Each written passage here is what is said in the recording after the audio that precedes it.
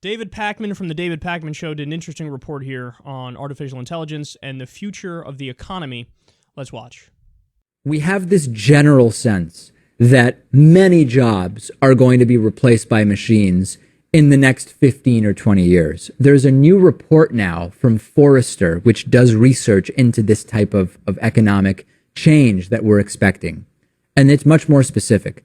Within 5 years, the report says, robots and so-called intelligent agents, some call it artificial intelligence, call it what you want, are going to replace positions in customer service, trucking, and taxi services, which will total 6% of jobs, according to this Forrester report. This will be really in full force by the year 2021. So no surprise here, right? I mean, big picture, we've seen reports that say 40 to 45% of current human-done jobs could be replaced by technology. The Forrester report very, very specifically saying in the next 5 years, it's going to be about 6% of jobs, primarily in customer service, trucking, and taxi services. You're probably sick of hearing me say this by now.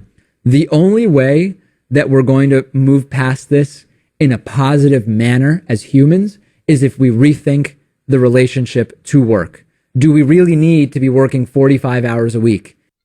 Yeah, that's true, and things are going to get weird because there's going to be a weird transition period that's totally unavoidable between how we do stuff now and how things are going to be done in the future, whether we like it or not.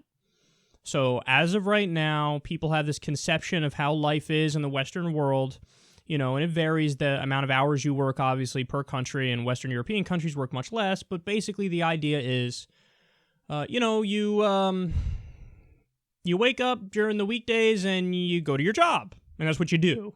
You spend most of your time involved in economic pursuits and making a living so that you can afford, whatever luxuries and amenities you have, your roof over your head, the food you eat, the whatever entertainment you have, whether it's fucking video games or going out to movies or going to plays or whatever the fuck it is, going on vacations.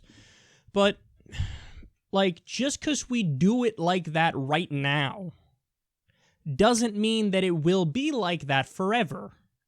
And in fact, what we're learning now as AI goes, further along the path here is it's almost certainly not going to be like that forever.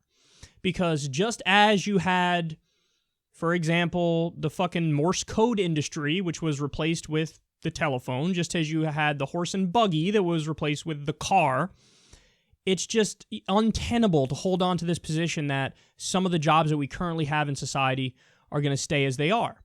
So there is going to come a time when AI, as he's saying, it replaces 6% in the short run, up to 50% in the long run. And I don't even know how we define long there, 100 years, whatever the fuck it is, I don't know. But clearly, by its very nature, by that happening, the unemployment rate spikes massively. The unemployment rate spikes massively. You have unrest. You have an angry population. You have a population that in many instances cannot sustain unless you do other tweaks to the system in order to try to fix it. Now, at first, like I said, it's not going to be a smooth transition. Just like it wasn't a smooth transition from Morse code to the phone, it wasn't a smooth transition from horse and buggy to the car. It wasn't a smooth transition to industrialization where everybody was out in the fields working at farms, and then all of a sudden, next thing you know, everybody's forced into a city to work in a factory. It's never a smooth transition. But it's inevitable. It's almost like the evolution of society, and you can't, jam on the brakes and go in reverse.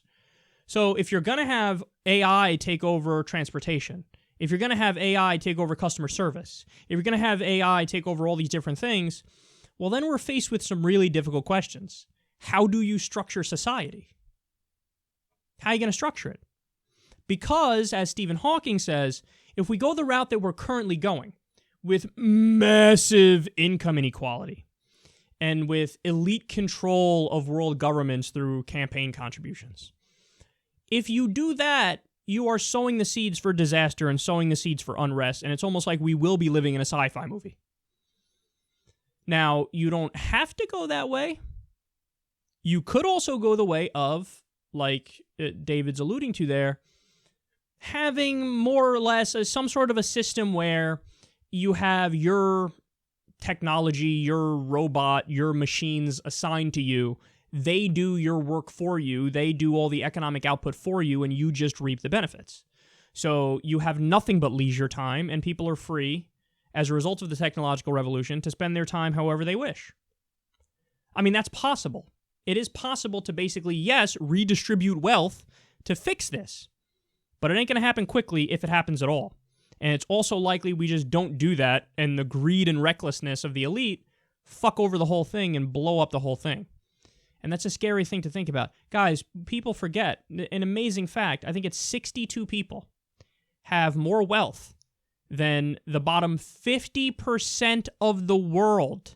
62 people have more wealth than what? Over 3 billion people? It's not because they worked harder. It's not because they're just that much better than you. No, it's a system that's largely coasting off of momentum from previous generations and accumulated wealth, and it ain't a meritocracy. It's not a meritocracy. So if we don't do our best to redress the economic grievances, and yes, redistribute in a way that's somewhat fair, I'm not saying everybody gets, exactly, you split it up evenly across the board, because then the total aspect of a meritocracy is gone. I'm not saying that. But if you split it up in a way that makes more sense, well then yes, we can avoid the dystopian future. If you don't do that, and it ain't just me saying it, it's Stephen Hawking saying it, we could be in for a rough ride. Humanity can be in for a rough ride. So there are big changes coming, man. I mean, society and civilization is always changing, but it seems to be going faster now than ever before. I mean, how far we've come from the creation of computers to now the fact that the iPhone in your pocket is more capable and more advanced than the fucking computer that NASA used to get us on the moon. Think about that. That's how fast it's come in that short amount of time. Where's it going to be in another 30 years? Mind blown.